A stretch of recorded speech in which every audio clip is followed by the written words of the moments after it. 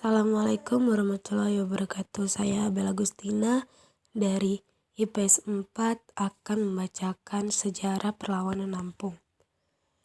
Lampung lahir pada tanggal 18 Maret 1964 dengan ditetapkannya Peraturan Pemerintah Nomor 3 1964 yang kemudian menjadi Undang-Undang Nomor 14 Tahun 1964.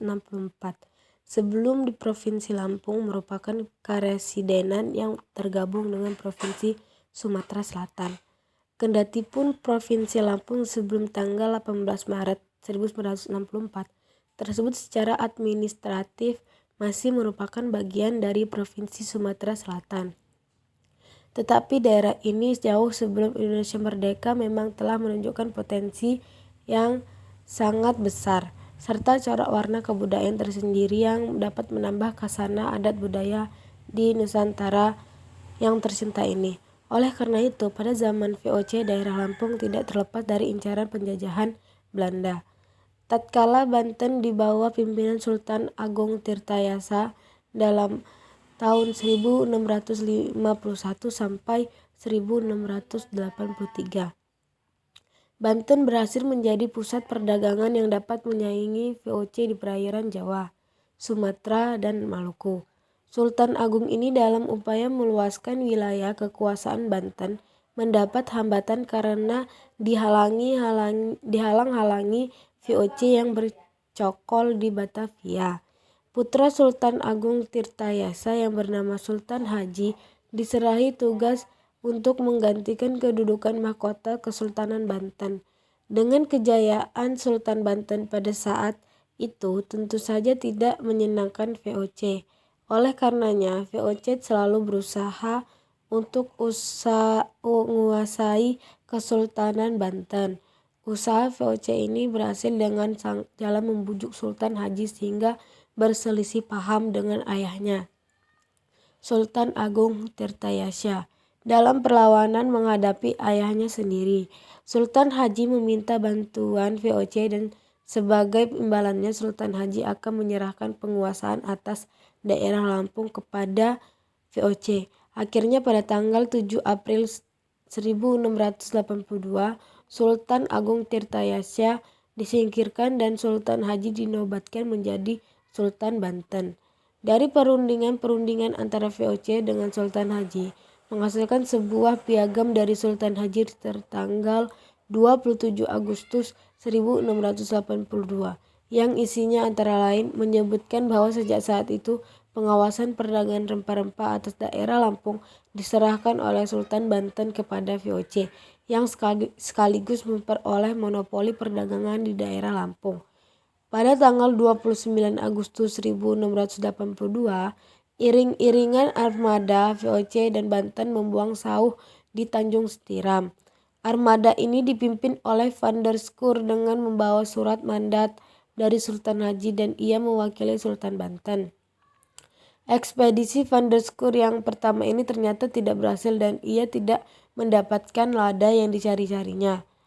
Agaknya perdagangan langsung antara VOC dengan Lampung yang dirintisnya mengalami kegagalan karena ternyata tidak semua penguasa di Lampung langsung tunduk begitu saja kepada kekuasaan Sultan Haji yang bersekutu dengan Company. Tetapi banyak yang masih mengakui Sultan Agung Tirtayasa sebagai Sultan Banten dan menganggap Company tetap sebagai musuh. Sementara itu timbul keraguan dari VOC apakah benar Lampung berada di bawah kekuasaan Sultan Banten. Kemudian baru diketahui bahwa penguasaan Banten atas Lampung tidak mutlak. Penempatan wakil-wakil Sultan Banten di Lampung yang disebut jenang atau kadang-kadang disebut gubernur hanyalah dalam mengurus kepentingan perdagangan hasil bumi atau lada.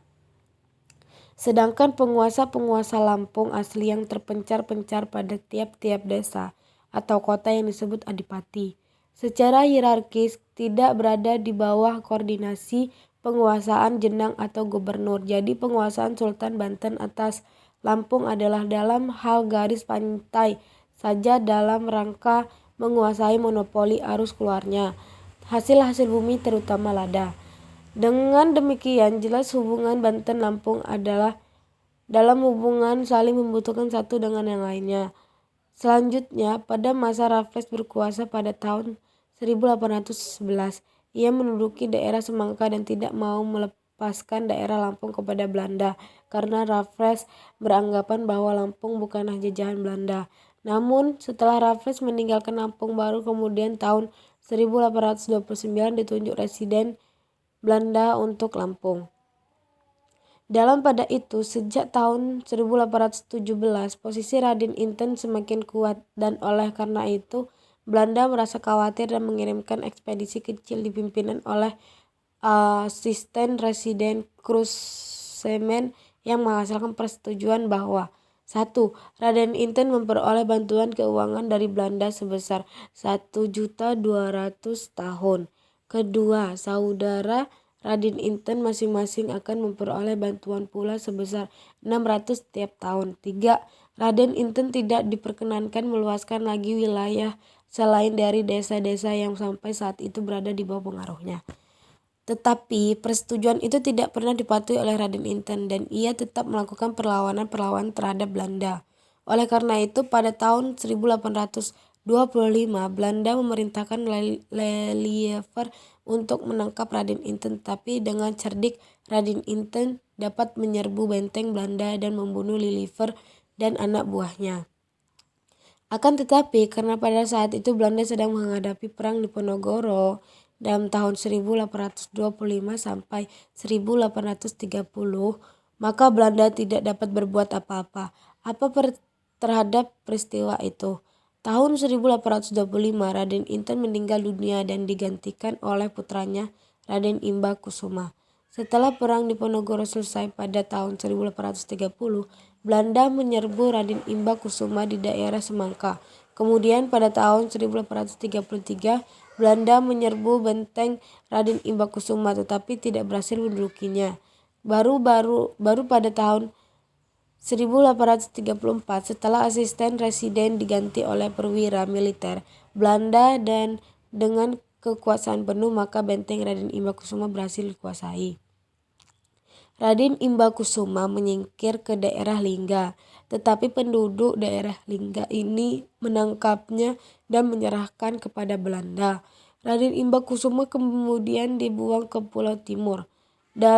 Pada itu, rakyat di pedalaman tetap melakukan perlawanan jalan halus dari Belanda dengan memberikan hadiah-hadiah kepada pemimpin-pemimpin perlawanan. Rakyat Lampung ternyata tidak membawa hasil. Belanda tetap merasa tidak aman, sehingga Belanda membentuk tentara sewaan yang terdiri dari orang-orang Lampung sendiri untuk melindungi kepentingan-kepentingan Belanda di daerah Teluk Betung dan sekitarnya. Perlawanan rakyat yang digerakkan oleh putra Raden Imba Kusuma sendiri yang bernama Raden Inten II tetap berlangsung terus sampai akhirnya Raden Inten II ini ditangkap dan dibunuh oleh tentara-tentara Belanda yang khusus didatangkan dari Batavia. Sejak itu Belanda mulai leluasa menancapkan kakinya di daerah Lampung. Perkebunan mulai dikembangkan, yaitu penanaman kahitsuk, tembakau, kopi, karet, dan kelapa sawit. Untuk kepentingan pengangkutan hasil-hasil perkebunan itu, maka tahun 1913 dibangun jalan kereta api dari Teluk Betung menuju Palembang. Hingga menjelang Indonesia merdeka tanggal 17 Agustus 1945 dan periode perjuangan fisik setelah itu, putra Lampung tidak ketinggalan ikut terlibat dan merasakan betapa pahitnya perjuangan melawan penindasan penjajah yang silih berganti. Sehingga pada akhirnya, sebagaimana dikemukakan pada awal uraian ini, pada tahun 1964 Keresidenan Lampung ditingkatkan menjadi daerah tingkat 1 Provinsi Lampung. Kejayaan Lampung sebagai sumber lada hitam pun mengilhami para senimannya sehingga tercipta lagu Tanah Lado. Bahkan ketika Lampung diresmikan menjadi provinsi pada 18 Maret 1964, lada hitam menjadi salah satu bagian lambang daerah yaitu.